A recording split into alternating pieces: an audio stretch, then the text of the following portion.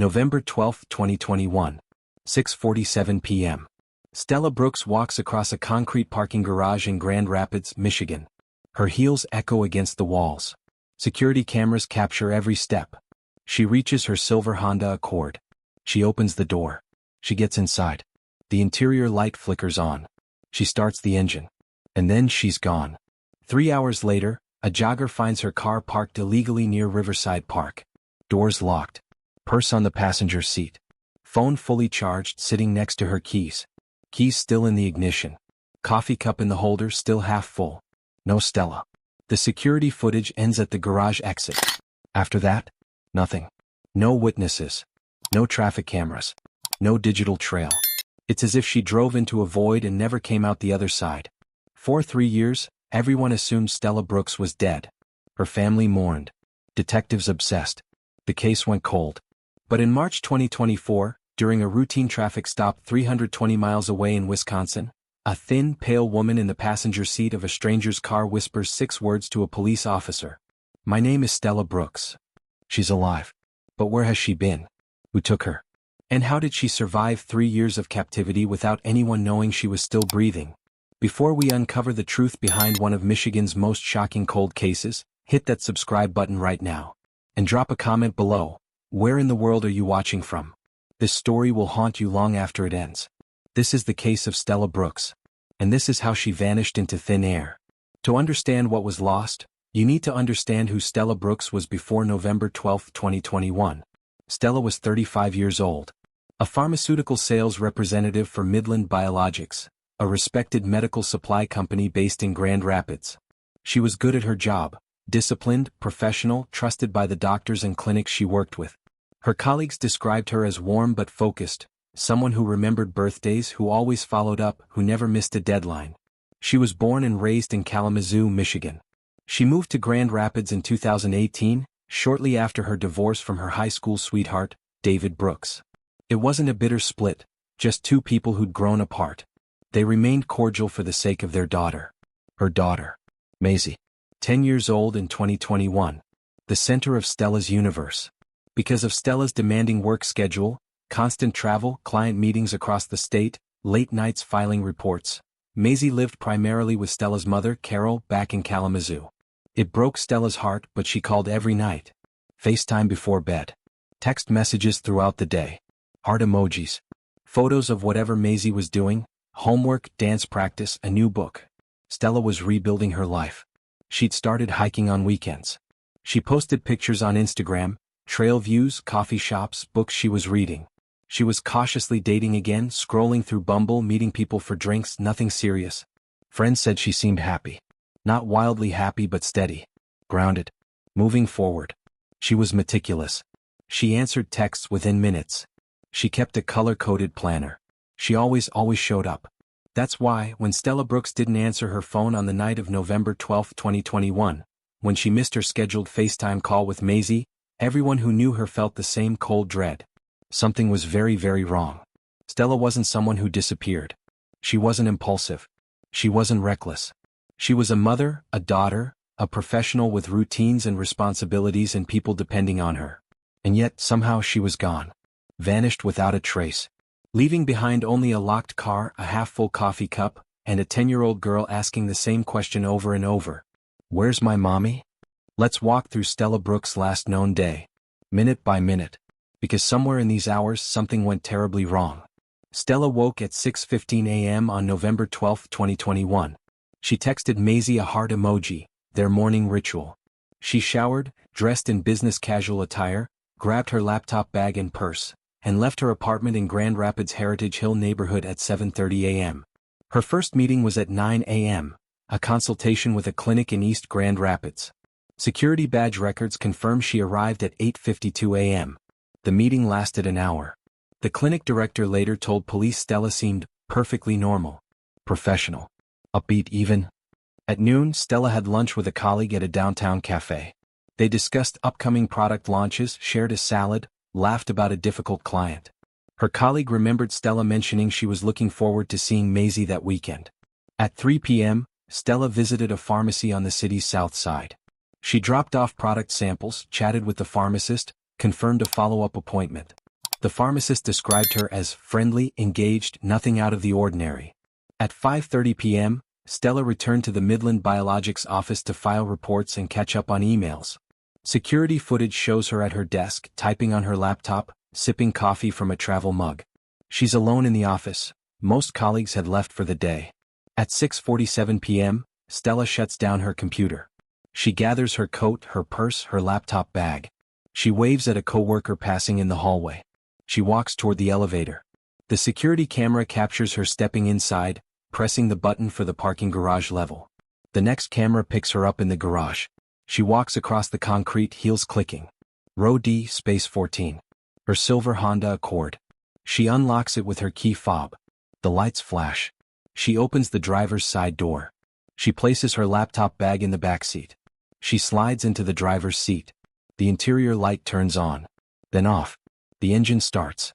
And at 6:51 p.m., Stella Brooks drives out of the parking garage. The security camera captures her car exiting onto Ottawa Avenue. And then, nothing. The camera angle doesn't cover the street. There are no traffic cameras on that particular block.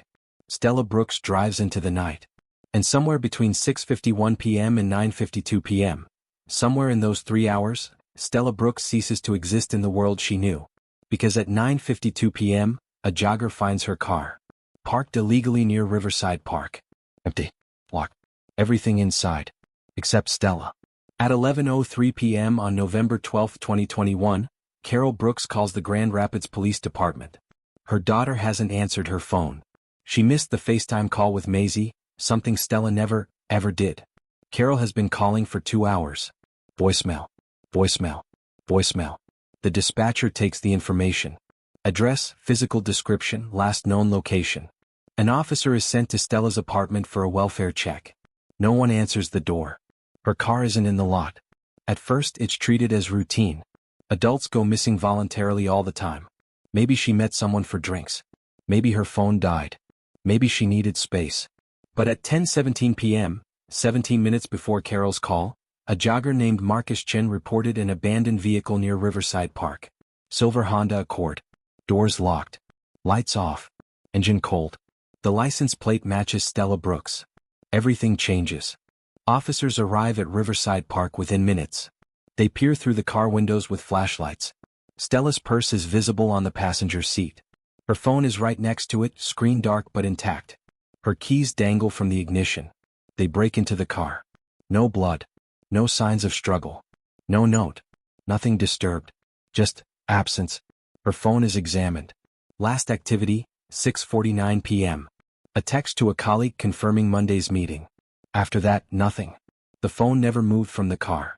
Location services show it pinged at the Midland Biologics parking garage at 6:51 p.m., then at Riverside Park at 7:14 p.m. 23 minutes. Stella's car traveled from downtown to Riverside Park in 23 minutes. Google Maps confirms the route, a straight shot down Ottawa Avenue, then west on Fulton Street. Normal route. No detours. But why did she go there? Riverside Park wasn't on her way home. It wasn't near any restaurant or store. There was no meeting on her calendar, no text arranging plans. By sunrise on November 13th, the Grand Rapids Police Department has mobilized. Dive teams search the Grand River. Riverside Park sits on its banks. Cadaver dogs sweep the trails. Helicopters circle overhead. Stella's apartment is processed. No signs of forced entry. No packed bags. No indication she planned to leave. Her bed is made. Dishes in the sink. A grocery list on the counter. Milk, bread, Maisie's favorite cereal. Detectives interview her colleagues. Her friends. Her ex-husband David. He's in Chicago for a work conference. Dozens of witnesses confirm. He's devastated, cooperative, offers any help. Everyone says the same thing. Stella wouldn't just leave. Not without telling Maisie. Not without her phone. Not without a word. So where is she? Within 48 hours, Stella Brooks' face is everywhere. Local news channels run her photo on a loop. Missing. Pharmaceutical rep vanishes from Grand Rapids. Facebook groups explode. Find Stella Brooks. Accumulates 15,000 members in 3 days. Flyers appear on every street corner, every coffee shop window, every community board. Grand Rapids is gripped by fear. If a woman could vanish from a secure parking garage on an ordinary Thursday evening, If she could disappear between point A and point B with no witnesses, no struggle, no trace, then anyone could. Women stop walking alone at night. Parking garages feel sinister. Every shadow holds threat. Vigils are organized. Hundreds gather at Riverside Park, holding candles, praying for Stella's safe return. Carol Brooks stands at the center, holding Maisie's hand, her face etched with sleepless anguish. She begs into the news cameras. Please. If someone has my daughter, please let her come home. She has a little girl who needs her. Stella, if you can hear this, we love you. We're looking for you. Please come home. Maisie, shielded from most of the media chaos, doesn't understand why Mommy isn't answering her calls. Carol tells her Mommy is away for work. But Maisie knows something is wrong. She stops sleeping through the night. She draws pictures of her mother and tapes them to her bedroom window, as if Stella might see them and find her way back. Online, amateur detectives dissect every detail. Reddit threads analyze Stella's Instagram looking for clues. Was she being stalked? Was there a secret boyfriend? A disgruntled client? Theories proliferate. Stranger abduction, carjacking gone wrong, a planned disappearance, suicide, murder. But there's no evidence for any of it. The Grand Rapids police hold press conferences. Detective Rachel Ortiz, lead investigator, stands stone-faced at the podium. We are following every lead. We will not stop until we bring Stella home. But privately, detectives are baffled. No body. No witness. No digital breadcrumbs. No financial activity. Stella's credit cards haven't been used. Her bank account untouched. No airport activity. No bus tickets. No hotel check-ins. It's as if Stella Brooks evaporated. The community wants answers. The police have none. And as days turn into weeks, a horrifying question begins to settle over Grand Rapids like fog. Is Stella Brooks ever coming back? For Detective Rachel Ortiz, the Stella Brooks case becomes more than an investigation. It becomes an obsession. Ortiz is 42 years old. A 15-year veteran of the Grand Rapids Police Department. Robbery Homicide Division. She's worked murders, kidnappings, drug cartels. She's seen horrors that would break most people. But Stella's case is different. Maybe it's because Ortiz has a daughter the same age as Maisie. Maybe it's because Stella reminds her of women she knows, responsible, hardworking, just trying to build a good life. Maybe it's the maddening lack of answers, the way the case defies logic. Whatever the reason, Ortiz can't let it go.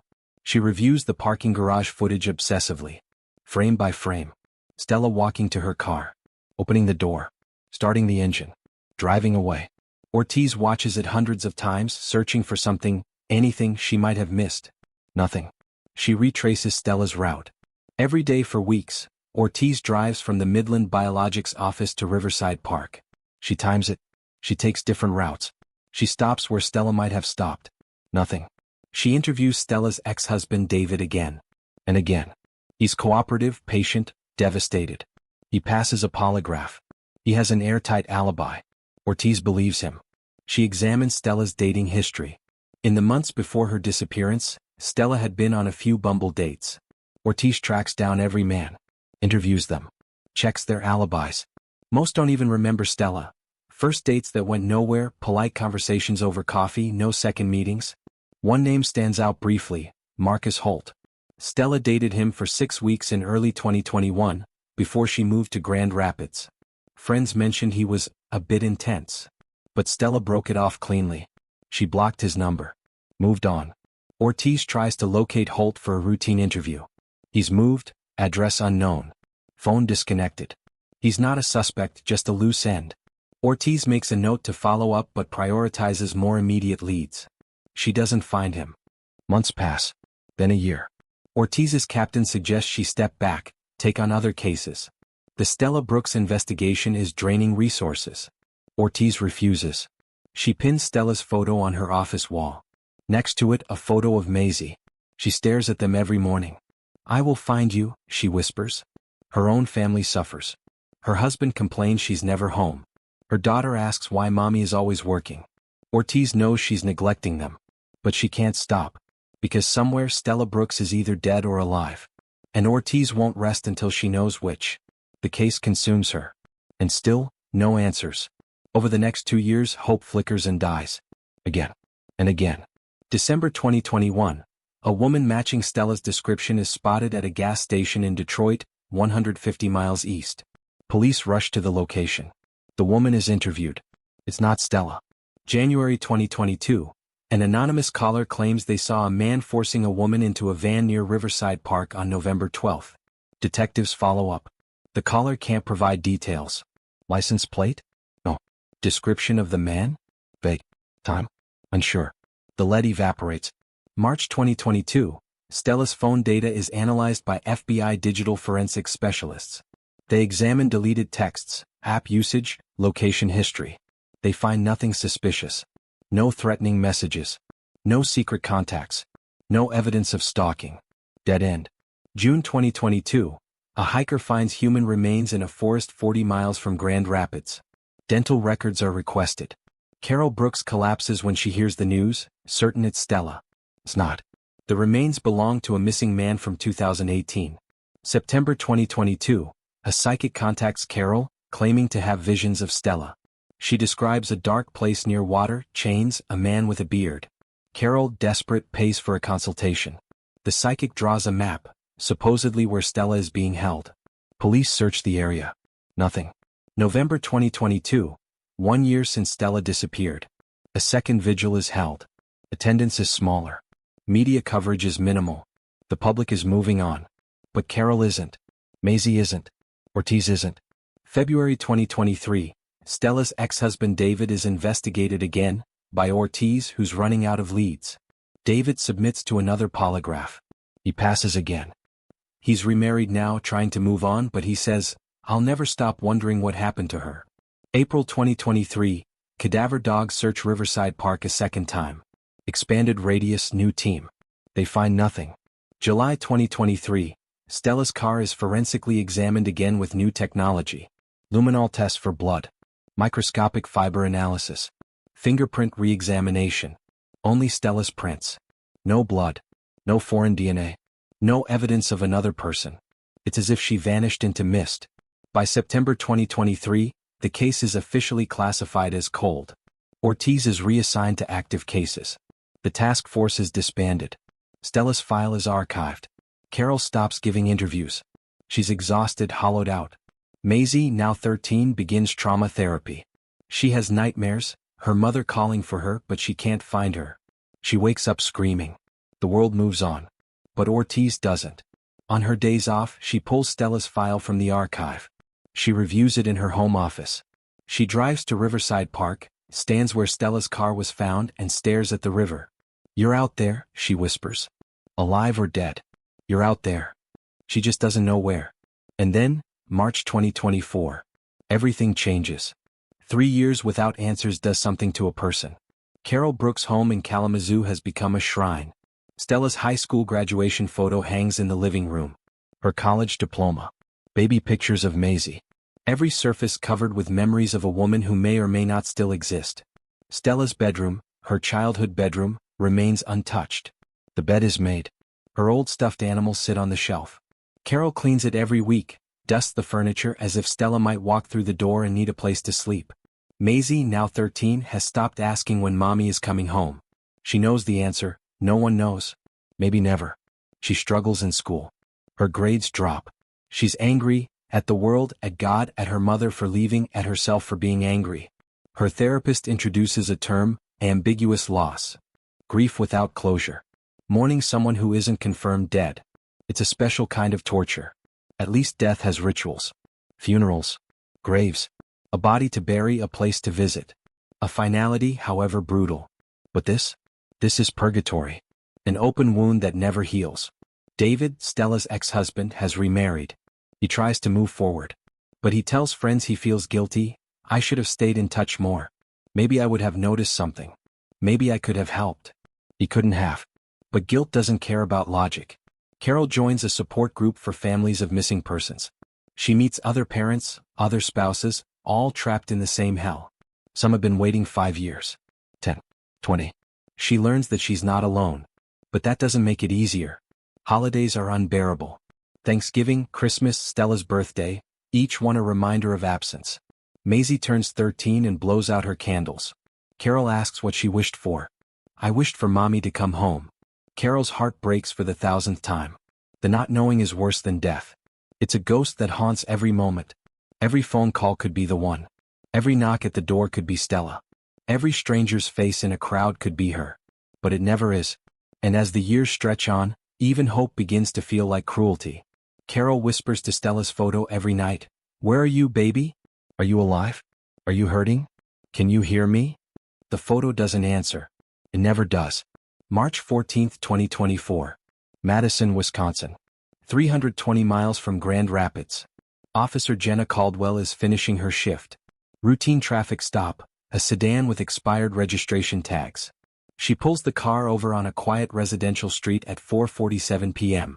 The driver is a man in his early 40s. Nervous, hands shaking slightly as he reaches for his wallet. He hands over his license. Marcus Holt, age 41. Officer Caldwell notices a passenger in the front seat. A woman. Thin, too thin. Pale. Gaunt. Her eyes are wide, darting, but she doesn't speak. Something feels off. Caldwell asks for the passenger's ID. The woman doesn't have one. "Ma'am, do you have any identification?" Caldwell asks. The woman glances at Marcus Holt. He's staring straight ahead, jaw tight. I don't have one," the woman whispers. Caldwell's instincts kick in. She asks Marcus to step out of the car. She separates them, Marcus by the vehicle, the woman near the patrol car. "Ma'am, are you okay?" Caldwell asks gently. "Do you feel safe?" The woman's eyes fill with tears. Her lips tremble. "What's your name?" Caldwell asks. The woman hesitates. She looks back at Marcus, who's watching them. Then, barely audible, she says, "Stella Brooks." Caldwell freezes. "Can you repeat that?" "My name is Stella Brooks." The woman's voice cracks. "I was taken 3 years ago. Please help me." Officer Caldwell's heart pounds. She's a true crime enthusiast. She listens to podcasts. She's heard of the Stella Brooks case, the Michigan woman who vanished without a trace. "Stay right here," Caldwell says. She calls for backup immediately. Within minutes, 4 more units arrive. Marcus Holt is detained. He doesn't resist, doesn't speak. Just stares blankly.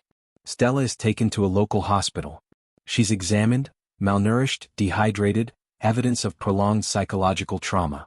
She's 5 feet 6 inches but weighs only 98 pounds. A detective requests a DNA sample. Stella agrees. At 9:23 p.m., the DNA results are confirmed. Stella Brooks. Missing since November 12, 2021. Alive. The Madison Police Department immediately contacts the Grand Rapids PD. Detective Rachel Ortiz is at home having dinner with her family when her phone rings. She answers. "We found her. Stella Brooks. She's alive." Ortiz drops her fork. For 3 years she's imagined this moment. She's run through scenarios, finding a body, getting a confession, solving the case.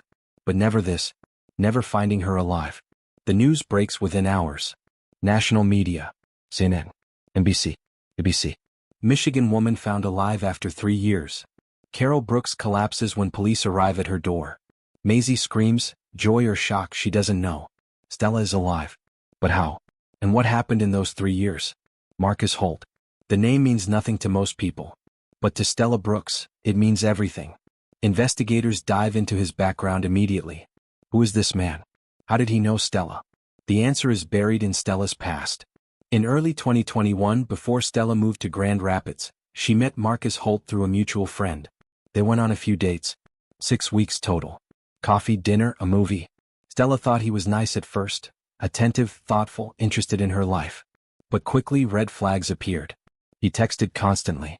10, 15 times a day. "Where are you? Were you with? Why didn't you answer?" He showed up unannounced at her apartment. "I was just in the neighborhood." He wasn't.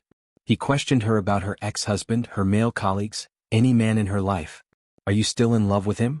Is he texting you?" Stella felt suffocated. After 6 weeks she ended it. Gently but firmly. Marcus didn't take it well. He called repeatedly. She didn't answer. He texted long, rambling messages about how they were meant to be, how she didn't understand what they had. Stella blocked his number. She told a friend, "He was too intense. I should have seen it sooner." She moved to Grand Rapids shortly after. Fresh start. New job. Distance from Marcus. She thought it was over. It wasn't. Marcus became obsessed. He tracked her social media. He learned her new address, her work schedule, her routines. He drove to Grand Rapids multiple times, watching from a distance. He convinced himself she'd come back to him. She just needed time. But when months passed and she didn't, he decided to take action. On November 12, 2021, Marcus drove to Grand Rapids. He followed Stella from her office. He knew her route.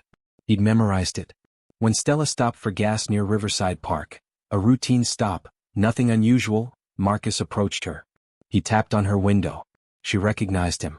She was wary but not panicked. He claimed he just wanted to apologize, to talk. He'd driven all the way to see her. 5 minutes, that's all. Against her instincts, Stella agreed. She got into his car. Just to talk. He offered her coffee. He'd brought her favorite, hazelnut latte. He remembered. She drank it. Within 15 minutes she felt dizzy. Disoriented. The world tilted. Marcus had drugged her. By the time Stella realized what was happening, it was too late. She tried to reach for the door handle. Her limbs wouldn't cooperate. Marcus drove. 3 hours northwest, across the Michigan-Wisconsin border. To a farmhouse he'd rented under a fake name. Remote. No neighbors. No internet. No cell service. He carried Stella inside. He locked her in a bedroom. Boarded up windows. A single mattress. A chain. And for 3 years he held her there. He controlled everything. When she ate. When she slept. What she wore. What she said. He told her no one was looking for her. That her family had moved on. That she was forgotten. He told her if she ever tried to escape, he'd hurt Maisie. She believed him. So she stayed. Not because she wanted to, but because she had no choice. She survived by disappearing inside herself. By becoming a ghost. Until March 14, 2024. Until Officer Jenna Caldwell asked her name. And Stella whispered the truth. Marcus Holt is arrested on March 14, 2024, and charged with kidnapping, false imprisonment, assault, and sexual assault. He's taken to the Madison Police Department for interrogation. Detectives from Grand Rapids fly in immediately. Detective Rachel Ortiz sits across from him in the interview room. Holt shows no remorse. Did you abduct Stella Brooks on November 12, 2021? Ortiz asks. I didn't abduct her, Holt says calmly. I saved her. Ortiz's blood runs cold. Holt explains his twisted logic. Stella was wasting her life in a shallow, meaningless existence. She was trapped by societal expectations, by her job, by her ex-husband. She needed me, Holt insists. I gave her purpose. I took care of her. You chained her in a bedroom for 3 years, Ortiz says, her voice shaking with rage. I protected her, Holt replies. From the world. From herself. She'll understand eventually. He's delusional. Detached from reality. Or perhaps he knows exactly what he did and simply doesn't care. Ortiz shows him evidence. Stella's condition when found, malnourished, traumatized, terrified. Holt shrugs. She was adjusting. The interrogation lasts 4 hours. Holt admits everything. He describes drugging Stella, driving her to Wisconsin, locking her in the farmhouse. He describes the 3 years in chilling detail, clinical, emotionless, as if discussing a science experiment. He never once calls it a crime. Meanwhile, Stella is in the hospital. She's too weak to travel immediately, but over several days she gives her full statement to detectives. She describes the bedroom. The boarded windows. The chain attached to a radiator long enough to reach the bathroom but nothing else. The meals Marcus brought, bland, minimal. The silence. The isolation. The threats. She describes how he'd sit with her for hours, talking as if they were a couple. As if this were normal. She describes the psychological torture. He told me Maisie had forgotten me. That my mom had a funeral for me. That no one was looking anymore. He showed me fake news articles he'd created, saying my case was closed, that they thought I was dead. She believed him. Why wouldn't she? She had no access to the outside world. She describes the day Officer Caldwell pulled them over. He'd been taking me on errands lately, grocery shopping, always watching me. I think he was testing if I'd run. I never did. Until that day. When the officer asked my name, I thought, this is my only chance. And she took it. The farmhouse is searched. Police find the locked bedroom. The chain. Stella's hidden journals, stuffed under floorboards, documenting her captivity in careful handwriting. The evidence is overwhelming. On May 2, 2024, Marcus Holt pleads guilty to avoid trial. He's sentenced to 40 years in prison without possibility of parole. Stella doesn't attend sentencing. But her victim impact statement is read aloud by Carol Brooks. It ends with these words. You took 3 years of my life. You will not take the rest. I am alive. I am free. And you are nothing. As of late 2024, Stella Brooks is home. She lives with her mother Carol and her daughter Maisie in Kalamazoo. She's in intensive trauma therapy, PTSD, anxiety, rebuilding her sense of safety in a world that betrayed her. She has not given any interviews. She's asked for privacy, and the media has mostly respected it. Friends say she's changed but strong.